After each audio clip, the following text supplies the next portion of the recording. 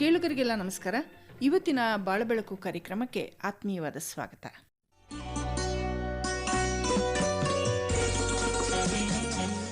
ಕೇಳುಗರೆ, ವಯಸ್ಸಾಗ್ತಾ ಇದ್ದಂಗೆ ನಮ್ಮ ಆಸ್ತಿ ಸಂಪತ್ತು ಇವೆಲ್ಲ ಇದೆಯಲ್ಲ, ಇದು ಸರಿಯಾದ ಕೈಗಳಿಗೆ ತಲುಪಬೇಕು, ಈ ಥರ ಯೋಚನೆಗಳು, ಅಥವಾ ನಾನಿರೋವರೆಗೂ ಇದು ನನ್ನ ಜೊತೆ ಇರಬೇಕು, ಮುಂದೆ ಇದರ ವ್ಯವಸ್ಥೆ ಹೇಗೆ, ಇಂಥ ಆಲೋಚನೆಗಳು ಹಿರಿಯರಿಗೆ ಬರೋದು ಸಾಮಾನ್ಯವಾದಂಥ ಸಂಗತಿ.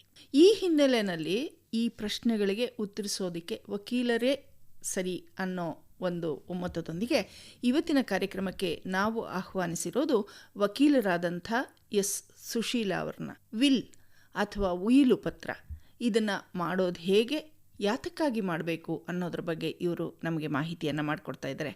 ನಮಸ್ಕಾರ ಸುಶೀಲಾ ಅವರೇ. ನಮಸ್ಕಾರ. ನಮ್ಮ ಕೇಳುಗರಿಗೆ ಈ ಉಯಿಲು ವಿಲ್ ಇದ್ರ ಬಗ್ಗೆ ಒಂದಿಷ್ಟು ಮಾಹಿತಿ ಮಾಡಿಕೊಡಿ. ವಿಲ್ ಅಂದರೆ ಏನು ಅಂತಕ್ಕಂಥದ್ದನ್ನು ಮೊದಲು ನಾವೆಲ್ಲ ಅರ್ಥ ಮಾಡ್ಕೊಳ್ಬೇಕು. ಈಗ ನನಗೆ ಏನೋ ಒಂದಷ್ಟು ಆಸ್ತಿ ಇರುತ್ತೆ, ಸ್ವಯಾರ್ಜಿತವಾದಂಥ ಹಲವಾರು ಆಸ್ತಿಗಳಿರುತ್ತೆ, ಅಥವಾ ಪಿತ್ರಾರ್ಜಿತವಾಗಿ ಬಂದಿರತಕ್ಕಂಥ ಕೆಲವು ಆಸ್ತಿ ಇರಬಹುದು, ಅಥವಾ ನನಗೆ ನನ್ನದೇ ಆದಂಥ ಪ್ರತ್ಯೇಕ ಆಸ್ತಿಯೂ ಇರಬಹುದು. ಈ ಯಾವುದೇ ಆಸ್ತಿ ಇರಲಿ, ನಾನು ಸತ್ತು ಹೋದ ಮೇಲೆ ಇದನ್ನು ಯಾರು ಯಾವ ರೀತಿ ಉಪಯೋಗಿಸ್ಕೋಬೇಕು ಅಂತ ಹೇಳಿ ನನಗೊಂದು ಆಸೆ ಇರುತ್ತೆ. ಇದೇ ಪ್ರಕಾರವಾಗಿ ಈ ಆಸ್ತಿಗಳನ್ನು ಅವರು ಉಪಯೋಗಿಸ್ಬೇಕು ಅಂತ ನನ್ನ ಒಂದು ಇಚ್ಛೆ ಇರುತ್ತೆ. ಆ ಇಚ್ಛೆಯನ್ನು ಲಿಖಿತಪೂರ್ವಕವಾಗಿ ಮಾಡಿ ಒಂದು ದಾಖಲೆಯನ್ನಾಗಿ ಮಾಡಿ ಇಡ್ತೀವಲ್ಲ, ಆ ಒಂದು ಪ್ರಕ್ರಿಯೆಯನ್ನು ನಾವು ವಿಲ್ ಅಂತ ಹೇಳ್ತೀವಿ. ಆದರೆ ಈ ವಿಲ್ ಅಂತಕ್ಕಂಥದ್ದು ಯಾವಾಗ ಅದು ಜಾರಿಗೆ ಬರುತ್ತೆ ಅಂತಂದರೆ, ನಾನು ಸತ್ತು ಹೋದ ಮೇಲೆ ಮಾತ್ರ ಅದು ಜಾರಿಗೆ ಬರ್ತಕ್ಕಂಥದ್ದು. ನಾನು ಸತ್ತು ಹೋದ ಮೇಲೆ ನನ್ನ ಈ ಕೆಳಕಂಡ ಆಸ್ತಿಗಳು ಇಂತಿಂಥವ್ರಿಗೆ ಹೋಗಬೇಕು, ಹೀಗೆ ಹೋಗಬೇಕು ಅಂತ ಹೇಳಿ ನಾನು ಒಂದು ಕ್ರಮಬದ್ಧವಾಗಿ ಒಂದು ದಾಖಲೆಯನ್ನು ಮಾಡಿ ಇಟ್ಟರೆ ಆ ಪ್ರಕಾರವಾಗಿ ಅದನ್ನು ನಡೆಸ್ಕೊಳ್ಳೋಕ್ಕೆ ಸಾಧ್ಯತೆ ಇರುತ್ತೆ. ಈ ವಿಲ್ ಮಾಡುವಾಗ ನಮಗೇನಾಗುತ್ತೆ ಅಂತಂದರೆ, ಕೆಲವು ವಿಷಯಗಳನ್ನು ನಾವು ಗಮನದಲ್ಲಿಟ್ಕೊಳ್ಬೇಕು. ಯಾವ ಆಸ್ತಿಯನ್ನು ನಾವು ವಿಲ್ ಮಾಡಬಹುದು ಅಂತಕ್ಕಂಥದ್ದನ್ನು ಒಂದು ಗಮನದಲ್ಲಿಟ್ಕೊಳ್ಬೇಕು. ನನ್ನದೇ ಆದಂಥ ಅಬ್ಸಲ್ಯೂಟ್ ಪ್ರಾಪರ್ಟಿ ಅಂತ ಹೇಳ್ತೀವಿ, ನನ್ನದೇ ಆದ ಸ್ವತ್ತುಗಳನ್ನು ನಾನು ವಿಲ್ ಮಾಡಬಹುದು. ನನ್ನ FD ಡೆಪಾಸಿಟ್ಸ್ ಇರ್ಬೋದು. ನಾನೀಗ ವಕೀಲಳು, 40 ವರ್ಷದಿಂದ ವಕೀಲಳಾಗಿ ಕೆಲಸ ಮಾಡ್ತಾಯಿದ್ದೀನಿ. ನಾನು ಸಂಪಾದಿಸಿರ್ತಕ್ಕಂಥ ಸ್ಥಿರ ಆಸ್ತಿಗಳಿರ್ಬೋದು, ಅಥವಾ ಬ್ಯಾಂಕಲ್ಲಿ FDs ಇಟ್ಟಿರ್ಬೋದು, ಶೇರ್ಸಲ್ಲಿ ಇನ್ವೆಸ್ಟ್ ಮಾಡಿರ್ಬೋದು, ನನ್ನ ಚಿನ್ನ ಬೆಳ್ಳಿ ಆಭರಣಗಳಿರ್ಬೋದು. ಇದು ಯಾವುದನ್ನಾದರೂ ಆಗಲಿ ನಾನು ಸತ್ತ ಮೇಲೆ ಯಾರಿಗೆ ಹೋಗಬೇಕು ಅಂತ ಬರಿಬೋದು. ಇದು ಒಂದಾಯಿತು. ಇದು ನನ್ನ ಸ್ವಯಾರ್ಜಿತ ಸ್ವತ್ತು. ಪ್ರತ್ಯೇಕವಾದಂಥ ಸ್ವತ್ತು ಅಂತಂದರೆ, ನಾನು ಸಂಪಾದಿಸಿರ್ತಕ್ಕಂಥದ್ದೆಲ್ಲ ನನಗೆ ಬೇರೆಯವರಿಂದ ದಾನದ ಮೂಲಕ ಅಥವಾ ಇನ್ಯಾರು ನನಗೆ ವಿಲ್ ಮಾಡಿರ್ತಕ್ಕಂಥ ಸ್ವತ್ತಿರಬಹುದು. ಆ ರೀತಿಯಾದಂತಹ ಸ್ವತ್ತುಗಳನ್ನು ನಾನೇನು ಮಾಡಬಹುದು ಅಂತಂದರೆ, ನಾನು ಬೇರೆಯವರಿಗೆ ವಿಲ್ ಮಾಡ್ಬೋದು. ಅದೇ ರೀತಿಯಾಗಿ ಪಿತ್ರಾರ್ಜಿತವಾಗಿ ನಾನು 4ನೇ ತಲೆಮಾರಿನವಳು, ನನ್ನ ಮೇಲಿನ 3 ತಲೆಮಾರುಗಳಿಂದ ಬಂದಿರತಕ್ಕಂಥ ಸ್ವತ್ತಿನಲ್ಲಿ ನನಗೆ ಒಂದು ಭಾಗ ಇರುತ್ತೆ ಅಂತಂದರೆ, ನನಗೂ ಮತ್ತು ನನ್ನ ಅಣ್ಣ ತಮ್ಮಂದರಿಗೆ ಅಕ್ಕ ತಂಗಿರಿಗೆ ಭಾಗ ಇರುತ್ತೆ ಅಂತಂದರೆ, ನನ್ನ ಭಾಗವನ್ನು ನಾನು ವಿಲ್ ಮಾಡ್ಬೋದು. ಒಟ್ಟಾರೆಯಾಗಿ ನೀವು ತಿಳಿದುಕೊಳ್ಬೇಕಾಗಿರ್ತಕ್ಕಂಥದ್ದು ಏನು ಅಂತಂದರೆ, ನನ್ನದು ಅಂತಕ್ಕಂಥದ್ದು ಏನೇನಿರುತ್ತೋ ಅದನ್ನೆಲ್ಲ ನಾನು ವಿಲ್ ಮಾಡಬಹುದು. ಒಂದು ವೇಳೆ ನಂಗೆ ಮುಂದೆ ಬರುತ್ತಪ್ಪ, ಅವಾಗೇನು ಮಾಡೋದು, ಇವತ್ತು ವಿಲ್ ಮಾಡಿರ್ತೀನಿ, ನನಗೀಗ 62 ವರ್ಷ, ನಾನೀಗ ವಿಲ್ ಮಾಡ್ತೀನಿ, ಮುಂದೆ 2 ಸೈಟು ನಾನು ಕೊಂಡ್ಕೊಂಡ್ರೆ ಅದಕ್ಕೂ ಸಹ ನಾನು ನನ್ನ ವಿಲ್ ಬರೆಯುವಾಗ ನಾನು ಬರಿಬೋದು. ಏನು ಅಂತಂದರೆ, ಇವತ್ತಿನ ದಿವಸಗಳಲ್ಲಿ ನನಗೆ ಈ ರೀತಿಯಾದಂಥ ಪ್ರಾಪರ್ಟೀಸ್ ಇದೆ, 1 2 3 4, ಈ ಪ್ರಾಪರ್ಟಿಗಳು ಹೀಗೆ ಹೋಗಬೇಕು. ಮುಂದೇನಾದರೂ ಸ್ವತ್ತುಗಳನ್ನು ನಾನು ಸಂಪಾದಿಸಿದರೆ, ಮುಂದೇನಾದರೂ ಸ್ವತ್ತುಗಳು ನನ್ನ ಖಾತೆಯಲ್ಲಿ, ಅಂದರೆ ಚರಸ್ವತ್ತುಗಳು ಯಾವುದಾದ್ರೂ ನನ್ನ ಖಾತೆಯಲ್ಲಿದ್ದಂಥ ಸಂದರ್ಭದಲ್ಲಿ, ಅಂದರೆ FDs ಮಾಡ್ಬೋದು, ನಾನು ಮುಂದೆ ಇನ್ನೇನಾದರೂ ಶೇರ್ಸ್ನಲ್ಲಿ ಇನ್ವೆಸ್ಟ್ ಮಾಡ್ಬೋದು, ಇನ್ನೇನಾದರೂ ಬೆಳ್ಳಿ ಬಂಗಾರ ಹೆಚ್ಚಾಗಿ ತೊಗೊಳ್ಬೋದು. ಆ ಸ್ವತ್ತುಗಳೆಲ್ಲ ಇಂಥವ್ರಿಗೆ ಹೋಗಬೇಕು, ಮುಂದೆ ಬರ್ತಕ್ಕಂಥದ್ದು ಹೋಗಬೇಕು ಅಂತಲೂ ಬರಿಬೋದು. ಈಗ ಇರುವುದು ಹೋಗಬೇಕು, ಇಂಥವ್ರಿಗೆ ಹೋಗಬೇಕು ಅಂತಲೂ ಸಹ ಮಾಡಬಹುದು. ಇಲ್ಲಿ ವಿಲ್ ಮಾಡಬೇಕಾದ್ರೆ ಯಾರು ವಿಲ್ ಮಾಡ್ಬೋದು ಅಂತಂದರೆ, ಒಂದು ಆಸ್ತಿಯ ಮಾಲೀಕರಾಗಿರ್ತಕ್ಕಂಥವರು ವಿಲ್ಲನ್ನು ಮಾಡಬೇಕು. ಎರಡನೆಯದಾಗಿ ಅವರು ಮೇಜರ್ ಆಗಿರಬೇಕು. ಅವರಿಗೆ ಬುದ್ಧಿಮಾಂದ್ಯತೆ, ಇತರ ವೈಫಲ್ಯತೆಗಳು ಇರಬಾರ್ದು. ಫಿಸಿಕಲಿ ಡಿಸೇಬಲ್ಡ್ ಆಗಿರೋರು ವಿಲ್ ಮಾಡಬಹುದು, ಆದರೆ ಮೆಂಟಲಿ ಡಿಸೇಬಲ್ಡ್ ಆಗಿರೋರು ವಿಲ್ ಮಾಡೋಕ್ಕಾಗೋದಿಲ್ಲ. ಹೀಗಾಗಿ ಸೌಂಡ್ ಮೈಂಡ್ ಆ್ಯಂಡ್ ಬಾಡಿ ಇದ್ದರೆ ತುಂಬ ಒಳ್ಳೆಯದು. ಸೌಂಡ್ ಬಾಡಿ ಇಲ್ಲದೆ ಇದ್ದಂಥ ಸಂದರ್ಭದಲ್ಲಿ ಸೌಂಡ್ ಮೈಂಡ್ ಆದರೂ ಇದೆ ಅಂತಕ್ಕಂಥದ್ದು ಗ್ಯಾರಂಟಿ ಆಗಬೇಕು. ಹೀಗಾಗಿ ನಾವು ವಿಲ್ ಬರೆಯುವಾಗ ಏನು ಹೇಳ್ತೀವಿ ಅಂತಂದರೆ, ನನ್ನ ದೇಹ ಮತ್ತು ಮನಸ್ಸು ಸುಸ್ಥಿತಿಯಲ್ಲಿರುವಾಗಲೇ ನಾನು ಇದನ್ನು ಮಾಡಿದ್ದೇನೆ ಅಂತ ಬರಿತೀವಿ. ಆದರೆ ಇನ್ನೂ ಒಂದು ಅಂಶವನ್ನು ತಾವು ಗಮನದಲ್ಲಿಟ್ಕೊಳ್ಬೇಕು. ಒಂದು ವೇಳೆ ದೈಹಿಕವಾಗಿ ಕ್ಯಾನ್ಸರ್ ಪೇಷಂಟ್ಸ್ ಆಗೋಗ್ಬಿಟ್ಟಿರ್ಬೋದು, ಕೆಲವರಿಗೆ ಚಿಕ್ಕ ವಯಸ್ಸಿನಲ್ಲೇ ಕ್ಯಾನ್ಸರ್ ಬಂದುಬಿಟ್ಟಿರುತ್ತೆ. ಆಮೇಲೆ ಡಾಕ್ಟರ್ ಹೇಳ್ತಾರೆ ನೀವು 4th ಸ್ಟೇಜಲ್ಲಿದ್ದೀರಾ ಅಂತ ಹೇಳ್ತಾರೆ ಅಂತ ಇಟ್ಕೊಳ್ಳೋಣ. ಅಂತಹ ಸಂದರ್ಭಗಳಲ್ಲಿ ಅಥವಾ ಯಾವುದಾದ್ರೂ ತುಂಬ ವಯಸ್ಸಾಗಿರೋರು, 80 ವಯಸ್ಸು 90 ವಯಸ್ಸಾಗಿರೋರು, ಆ ಥರ ವಯಸ್ಸಿನವ್ರಿಗೆ ಹಲವಾರು ಕಾಯಿಲೆಗಳೂ ಬಂದಿರಬಹುದು. ಆದರೆ ಅವರ ಮೈಂಡ್ ತುಂಬ ಆ್ಯಕ್ಟಿವ್ ಆಗಿರುತ್ತೆ. ಅಂತಹ ಸಂದರ್ಭದಲ್ಲಿ ಅವರು ಡಾಕ್ಟರ್ ಸರ್ಟಿಫಿಕೇಟ್ ಮಾಡಿಕೊಂಡು ಆ ವಿಲ್ ಜೊತೆಗಿಡೋದು ತುಂಬ ಒಳ್ಳೆಯದು. ನನಗೆ ದೈಹಿಕವಾಗಿ ಈ ರೀತಿಯಾದಂಥ ಕಾಯಿಲೆಗಳಿದೆ, ಆದರೆ ನನ್ನ ಮನಸ್ಥಿತಿ ತುಂಬ ಚೆನ್ನಾಗಿದೆ, ಅದನ್ನೂ ವಿಲ್ಲಲ್ಲಿ ಬರೀರಿ. ವಿಲ್ ಬರೆಯುವಾಗ ಯಾವುದನ್ನು ಮುಚ್ಚಿಡಬೇಕಾದಂಥ ಅವಶ್ಯಕತೆ ಇಲ್ಲ. ಕ್ಯಾನ್ಸರ್ ಇದ್ದರೆ ಕ್ಯಾನ್ಸರ್ ಇದೆ ಅಂತ ಬರೀರಿ, ಮತ್ತೊಂದಿದ್ದರೆ ಮತ್ತೊಂದಿದೆ ಅಂತ ಬರೀರಿ. ಹಾಗೆ ಬರೆಯೋದ್ರಿಂದ ಏನಾಗುತ್ತೆ ಅಂತಂದರೆ, ನಾಳೆ ಈ ವಿಲ್ಲನ್ನು ಯಾರಾದರೂ ಚಾಲೆಂಜ್ ಮಾಡಿದರೆ ಕ್ಲೌಡಿಂಗ್ ಸರ್ಕಮ್ಸ್ಟೆನ್ಸಸ್ ಅಂತ ಹೇಳ್ತೀವಿ. ಅಂದರೆ ಸಂಶಯಾಸ್ಪದವಾದಂತಹ ಸಂದರ್ಭಗಳು ಕಂಡು ಬಂದಲ್ಲಿ ವಿಲ್ಲನ್ನು ನ್ಯಾಯಾಲಯಗಳು ಊರ್ಜಿತ ಮಾಡೋದಿಲ್ಲ. ಹೀಗಾಗಿ ಯಾವ್ಯಾವ ಸಂಶಯ ನನ್ನ ವಿಲ್ ಬಗ್ಗೆ ಬರಬಹುದು, ಒಂದು ವೇಳೆ ನನ್ನ ವಿಲ್ಲನ್ನು ಯಾರಾದರೂ ಚಾಲೆಂಜ್ ಮಾಡಿದರೆ ಅಂತಕ್ಕಂಥದ್ದನ್ನು ಗಮನದಲ್ಲಿಟ್ಕೊಳ್ತಕ್ಕಂಥದ್ದು ತುಂಬ ಮುಖ್ಯ. ಆಮೇಲೆ ವಿಲ್ ಮಾಡುವವರು ಏನು ಮಾಡಬೇಕು ಅಂತಂದರೆ, ಅದು ಬರಹದಲ್ಲಿಯೇ ಇರಬೇಕು ವಿಲ್. ಆ ಬರಹ ನಾನೇ ಕೈಯಿಂದ ನನ್ನ ವಿಲ್ಲನ್ನು ಬರೀಬೋದು, ಅಥವಾ ನಾನು ಯಾರಿಗಾದರೂ ಹೇಳಿ ಇನ್ಸ್ಟ್ರಕ್ಷನ್ಸ್ ಕೊಟ್ಟು ಅವ್ರ ಮೂಲಕನಾದರೂ ನಾನು ಬರೆಸಬಹುದು. ಬರೆಸುವಾಗ ಕೆಲವು ಅಂಶಗಳನ್ನು ಗಮನದಲ್ಲಿಟ್ಕೊಳ್ಬೇಕು. ಈಗ 4 ಸ್ವತ್ತುಗಳ ಬಗ್ಗೆ ನಾನೇನಾದರೂ ವಿಲ್ ಮಾಡಿದರೆ ಆ 4 ಸ್ವತ್ತುಗಳು ನನಗೆ ಹೇಗೆ ಬಂತು ಅಂತಕ್ಕಂಥದ್ದನ್ನು ಡೀಟೇಲ್ಸ್ ಆಫ್ ದಿ ಪ್ರಾಪರ್ಟೀಸ್ ಅಂತ ಹೇಳ್ತೀವಿ. ಯಾವ್ಯಾವ ಸ್ವತ್ತುಗಳು, ಅದೆಷ್ಟು ಮೆಷರ್ಮೆಂಟ್ ಇದೆ, ಎಲ್ಲವನ್ನು ಸರಿಯಾಗಿ ಬರೆಸುವಂಥದ್ದು ಒಳ್ಳೆಯ ಕ್ರಮ. ಹೇಗೆ ಬಂತು ಅಂತಕ್ಕಂಥದ್ದನ್ನು ಸಹ ತಾವು ಬರೆದ್ರೆ ತುಂಬ ಒಳ್ಳೆಯದು. ಆಮೇಲೆ ಈ ಸ್ವತ್ತನ್ನು ನೀವು ಯಾರಿಗೆ ವಿಲ್ ಮಾಡ್ತಾ ಇದ್ದೀರೋ, ಯಾವ ಕಾರಣಕ್ಕಾಗಿ ನೀವು ವಿಲ್ ಮಾಡ್ತಾ ಇದ್ದೀರಾ ಅಂತಕ್ಕಂಥದ್ದನ್ನು ಬರಿಬೇಕಾಗುತ್ತೆ. ಅಂದರೆ ನಾನು ನನ್ನ ಮಗಳಿಗೆ, ನನಗೆ ಮಗಳು ಮಗ ಇಬ್ಬರು ಇರ್ತಾರೆ, ನನ್ನ ಎಲ್ಲ ಆಸ್ತಿಯನ್ನು ನನ್ನ ಮಗಳಿಗೆ ಕೊಡ್ತಾ ಇದ್ದೀನಿ, ಮಗನಿಗೆ ಕೊಡ್ತಾ ಇಲ್ಲ. ಯಾಕೆ ನನ್ನ ಮಗನಿಗೆ ಕೊಡ್ತಾ ಇಲ್ಲ ಅಂತಕ್ಕಂಥದ್ದನ್ನು ಅಲ್ಲಿ ಬರಿಬೇಕು. ಅಂದರೆ ಈಗ ಒಬ್ಬ ವ್ಯಕ್ತಿ ನಾನು ಹಾಗೇ ಸತ್ತು ಹೋಗ್ಬಿಟ್ಟೆ ಅಂತ ಇಟ್ಕೊಳ್ಳಿ, ನನ್ನ ಆಸ್ತಿಯೆಲ್ಲ ನನ್ನ ಗಂಡನಿಗೆ ಮತ್ತು ಮಕ್ಕಳಿಗೆ ಹೋಗುತ್ತೆ. ಗಂಡ ಇಲ್ಲದೆ ಇದ್ದರೆ ನನ್ನ ಆಸ್ತಿಯೆಲ್ಲ ನನ್ನ ಮಕ್ಕಳಿಗೆ ಸಮವಾಗೇ ಹೋಗುತ್ತೆ. 2 ಮಕ್ಕಳಿದ್ರೆ ಇಬ್ಬರಿಗೂ ಸಮವಾಗಿ ಹೋಗುತ್ತೆ. ಆದರೆ ನಾನು ವಿಲ್ ಮಾಡಿದಾಗ ಏನಾಗುತ್ತೆ ಅಂತಂದರೆ, 2 ಮಕ್ಕಳಲ್ಲಿ ಮಗನಿಗೇನು ಕೊಡೋದೇ ಇಲ್ಲ, ಬರೀ ಎಲ್ಲವನ್ನು ಮಗಳಿಗೆ ಹೋಗಬೇಕು ಅಂತ ನಾನು ಬರೆದಿರ್ತೀನಿ. ನಾನು ಸತ್ತರೆ ಸಕ್ಸೆಷನ್ ಆ್ಯಕ್ಟ್ ಪ್ರಕಾರ ಇಬ್ಬರಿಗೂ ಸಮವಾಗಿ ಬರುತ್ತೆ. ಅದನ್ನು ತಪ್ಪಿಸ್ತಾ ಇದ್ದೀನಿ. ಇದನ್ನೇನು ಹೇಳ್ತಾರೆ ಅಂತಂದರೆ ಇಂಟೆಸ್ಟೇಟ್ ಸಕ್ಸೆಷನ್ ಅಂತ ಹೇಳ್ತಾರೆ. ಅಂದರೆ ವಾರಸುದಾರರಾಗಿ ಏನನ್ನು ಪಡಿಬಹುದಾಗಿತ್ತೋ ಅದನ್ನು ತಪ್ಪಿಸುವುದು ವಿಲ್ ಮೂಲಕ ಮಾತ್ರ ಸಾಧ್ಯ ಆಗುತ್ತೆ. ವಿಲ್ ಬರೀದೇ ಇದ್ದರೆ ವಾರಸ ಕಾನೂನಿನ ಕೆಳಗಡೆ ಯಾರ್ಯಾರಿಗೆ ಎಷ್ಟೆಷ್ಟು ಭಾಗ ಹೋಗಬೇಕು ಅಂತಿರುತ್ತೋ ಹಾಗೆ ಹೋಗುತ್ತೆ. ಹೀಗಾಗಿ ಮಗನಿಗೆ ನಾನು ಯಾವ ಕಾರಣಕ್ಕಾಗಿ ಕೊಡ್ತಾ ಇಲ್ಲ, ಮಗನಿಗೆ ಬೇಕಾದಷ್ಟು ದುಡ್ಡಿದೆ, ಅವ್ನು ಚೆನ್ನಾಗಿ ಓದಿಸಿದ್ದೀನಿ, ಅವ್ನು ಒಳ್ಳೆ ಕೆಲಸದಲ್ಲಿ ಇದ್ದಾನೆ, ಇದಕ್ಕಾಗಿ ನಾನು ಅವ್ನು ಕೊಡ್ತಾ ಇಲ್ಲ, ಎಲ್ಲ ಮಗಳಿಗೆ ಕೊಡ್ತಾ ಇದ್ದೀನಿ ಅಂತಲೂ ಹೇಳ್ಬೋದು. ಅಥವಾ ಮಗ ನನಗಿಷ್ಟವಿಲ್ಲದೆ ನನ್ನ ಮನೆಯಿಂದ ದೂರ ಹೋದ, ಯಾರನ್ನೋ ಮದುವೆ ಮಾಡಿಕೊಂಡು ಬೇರೆ ಕಡೆಗೆ ಹೊರಟೋಗಿದ್ದಾನೆ, ನನ್ನ ಕಡೆಗೆ ಈಗ 15 ವರ್ಷಗಳಿಂದ ನೋಡ್ಕೋತಾ ಇಲ್ಲ, ನನ್ನ ಮಗಳೇ ನನ್ನನ್ನು ನೋಡ್ಕೋತಾ ಇದ್ದಾಳೆ. ಹೀಗೆ ಯಾವುದೋ ಒಂದು ನಿಮಗೆ ಸರಿ ಅನ್ನಿಸಿದಂತಹ ಸರಿಯಾದ ಸತ್ಯವಾದ ಕಾರಣಗಳನ್ನು ಬರೆದ್ರೆ ಆ ವಿಲ್ ನಿಲ್ಲುತ್ತೆ. ನೀವು ವಿಲ್ಲನ್ನು ಯಾರಿಗೆ ಮಾಡಬೇಕು ಅಂತಂದರೆ, ನಿಮ್ಮ ಕಿತ್ ಆ್ಯಂಡ್ ಕಿನ್ಗೆ ಮಾಡಬೇಕು ಅಂತೇನಿಲ್ಲ, ನಿಮ್ಮ ಪಕ್ಕದ ಮನೆಯವ್ರಿಗೆ ಮಾಡ್ಬೋದು, ಯಾವುದಾದ್ರೂ ಬೇರೆ ಒಂದು ಸಂಸ್ಥೆಗೆ ಮಾಡ್ಬೋದು, ನೀವು ಯಾರಿಗೆ ಬೇಕಾದರೂ ವಿಲ್ ಮಾಡ್ಬೋದು.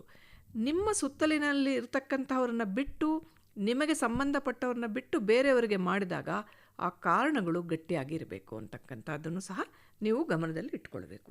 ಆಮೇಲೆ ಈ ವಿಲ್ ಬರೆದಾದ ಮೇಲೆ ಏನು ಮಾಡಬೇಕು ಅಂತಂದರೆ, ನೀವು ಸಹಿ ಹಾಕುವಾಗ ನಿಮ್ಮ ಸಹಿ ಮೇಲೆ ಇರಬೇಕು. ಪ್ರತಿ ವಿಲ್ಗೂ ಸಹ ಸೆಕ್ಷನ್ 63C ಅಂತ ಹೇಳ್ತೀವಿ ನಾವು, ಸಕ್ಸೆಷನ್ ಆ್ಯಕ್ಟ್ನಲ್ಲಿ ಅದರ ಬಗ್ಗೆ ಹೆಚ್ಚು ಒತ್ತನ್ನು ಕೊಡ್ತಾರೆ.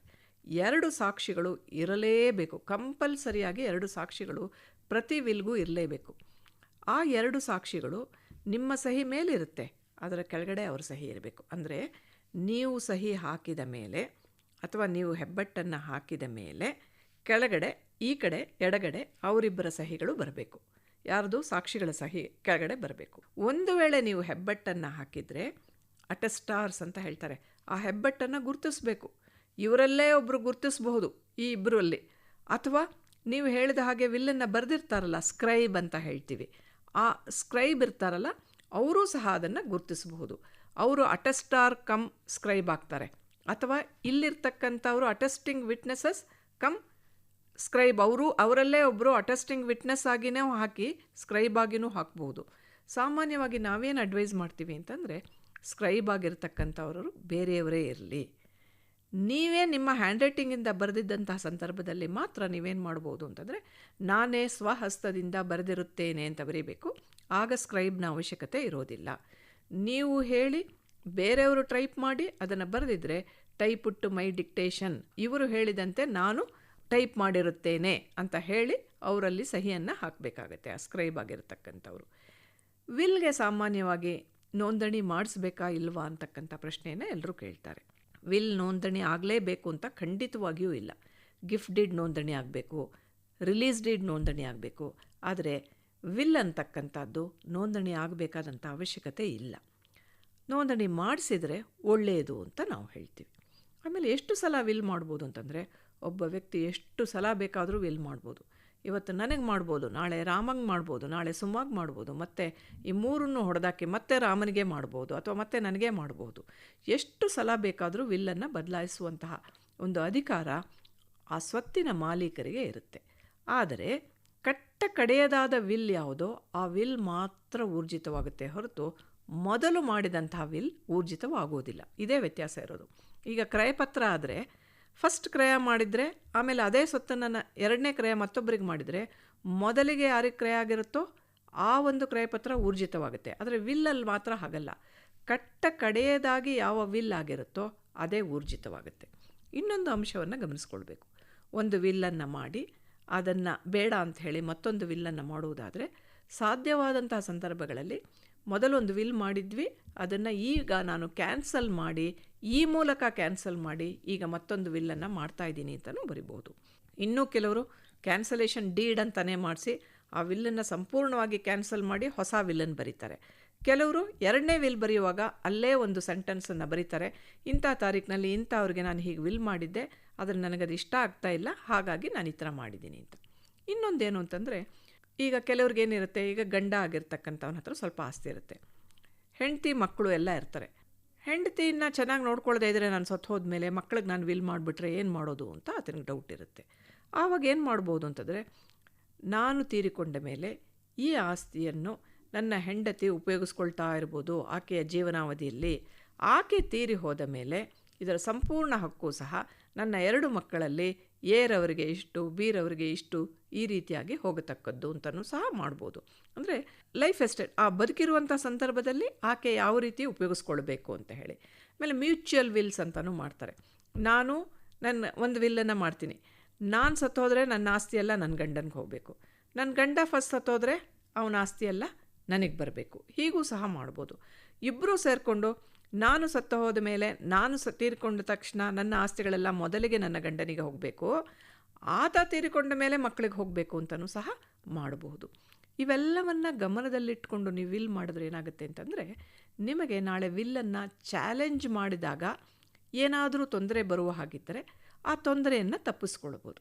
ಇಲ್ಲಿ ಇನ್ನೊಂದು ವಿಶೇಷವಾದ ಅಂಶವನ್ನು ತಾವು ಯಾಕೆ ಗಮನದಲ್ಲಿಟ್ಕೊಳ್ಬೇಕು ಅಂತಂದರೆ, ವಿಲ್ಲನ್ನು ನಾವು ಮಾಡಿದಾಗ ಅದನ್ನು ಯಾರು ಚಾಲೆಂಜ್ ಮಾಡಬಹುದು ಅಂತಕ್ಕಂಥ ಅದರ ಒಂದು ವಿವೇಚನೆ ತಮಗಿರಬೇಕು. ಯಾರೂ ಚಾಲೆಂಜ್ ಮಾಡಲಿಲ್ಲ, ಮಕ್ಕಳೆಲ್ಲ ಒಪ್ಕೊಂಡ್ಬಿಟ್ರು ಅಂದರೆ ಸಂತೋಷ. ಎಲ್ಲೋ ಯಾರಿಗೋ ಅಸಮಾಧಾನ ಆಗುತ್ತೆ ಅಂತಂದರೆ ಆ ವಿಲ್ ಬಗ್ಗೆ ನ್ಯಾಯಾಲಯಕ್ಕೆ ಬಂದಾಗ ಈ ವಿಲ್ನಲ್ಲಿ ಏನೇನು ಹುಳಗಳನ್ನು ಅವ್ರು ಹುಡುಕಬಹುದು ಅಂತಕ್ಕಂಥದ್ದನ್ನು ನೀವು ಮನಸ್ಸಿನಲ್ಲಿಟ್ಕೊಂಡು ನೋಡಬೇಕು. ಹೀಗಾಗಿ ಡಿಸ್ಕ್ರಿಪ್ಷನ್ ಅಂತ ಹೇಳ್ತೀವಿ, ಪ್ರಾಪರ್ಟಿಗಳನ್ನು ಸರಿಯಾದ ರೀತಿಯಲ್ಲಿ ನೀವು ವಿವರಿಸಿರಬೇಕು. ನಿಮ್ಮ ಬಗ್ಗೆ ನನಗೆ 62 ವಯಸ್ಸಾಗಿದ್ದರೆ 26 ವಯಸ್ಸು ಅಂತ ನಾನಲ್ಲಿ ಬರೆದಿರಬಾರ್ದು. ಆಮೇಲೆ ಯಾವ ಕಾರಣಕ್ಕಾಗಿ ಯಾವುದನ್ನು ಕೊಡ್ತಾಯಿದ್ದೀನಿ ಅಂತಕ್ಕಂಥದ್ದನ್ನು ಸಹ ನೀವು ನಮೂದಿಸಿರಬೇಕು. ಈ ಎಲ್ಲ ಅಂಶಗಳನ್ನು ಗಮನದಲ್ಲಿಟ್ಕೊಂಡು ಆರೋಗ್ಯದ ವಿಷಯ ಬಂದಾಗ ನೀವು ನಿಮ್ಮ ಆರೋಗ್ಯದ ಬಗ್ಗೆ ಸರಿಯಾದ ಮಾಹಿತಿಯನ್ನು ಕೊಡಬೇಕು. ಈಗ ICUನಲ್ಲಿದ್ದರೆ ಹಿಂದಿನ ದಿವಸದವರೆಗೂ ಇದ್ದು ನೆಕ್ಸ್ಟ್ ಡೇ ನೀವು ICUಯಿಂದ ಹೊರಗಡೆ ಬಂದು ನೀವು ವಿಲ್ ಮಾಡಿದರೆ ಆ ವಿಲ್ಲನ್ನು ಚಾಲೆಂಜ್ ಮಾಡುವವರಿಗೆ ICUನಲ್ಲಿ ನೀವಿದ್ರಿ ಅಂತಕ್ಕಂಥ ಒಂದು ಮಾಹಿತಿಯನ್ನು ಅವ್ರು ನಾಳೆ ತೆಗೆಸಬಹುದು. ತೆಗೆಸಿ ಇವರು ICUಯಿಂದ ನೆನ್ನೆ ತಾನೇ ಬಂದಿದ್ದಾರೆ, ಇವತ್ತು ಹೇಗೆ ವಿಲ್ ಮಾಡಿರ್ತಾರೆ ಅಂತ ಕೇಳ್ತಾರೆ. ಅಂತಹ ಸಂದರ್ಭದಲ್ಲಿ ಡಾಕ್ಟರ್ ಸರ್ಟಿಫಿಕೇಟ್ ಸಹ ಇರಬೇಕು.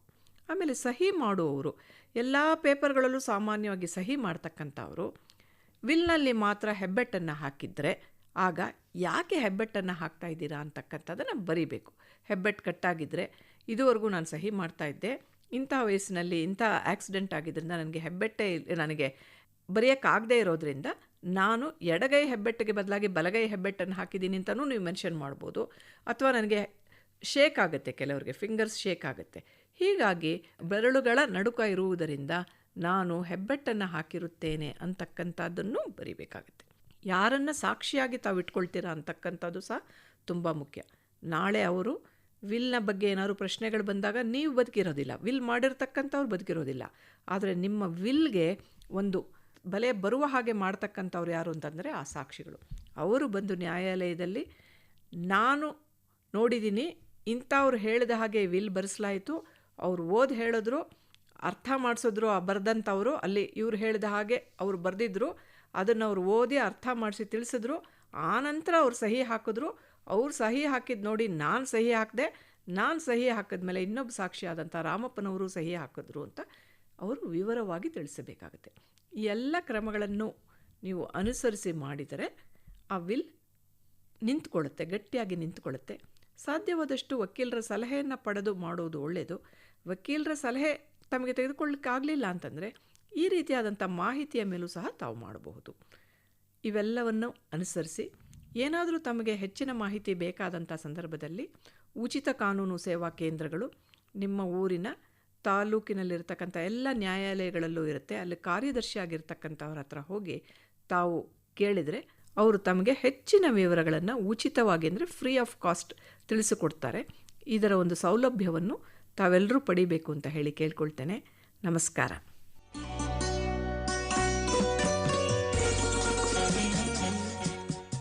ಕೇಳುಗರೆ, ಇವತ್ತಿನ ಬಾಳಬೆಳಕು ಕಾರ್ಯಕ್ರಮದಲ್ಲಿ ನಮ್ಮ ಜೊತೆಯಾಗಿದ್ದವರು ವಕೀಲರಾದಂಥ ಎಸ್ ಸುಶೀಲಾ ಅವರು.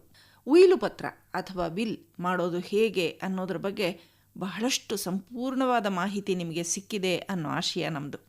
ಈ ಕಾರ್ಯಕ್ರಮ ನಿಮಗೆ ಉಪಯುಕ್ತವಾಯಿತು ಅಂತ ಭಾವಿಸ್ತಾ ಇವತ್ತಿನ ಬಾಳಬೆಳಕು ಮುಕ್ತಾಯ ಮಾಡ್ತಾ ಇದ್ದೀವಿ. ಮತ್ತೆ ಸಿಗೋಣ. ನಮಸ್ಕಾರ.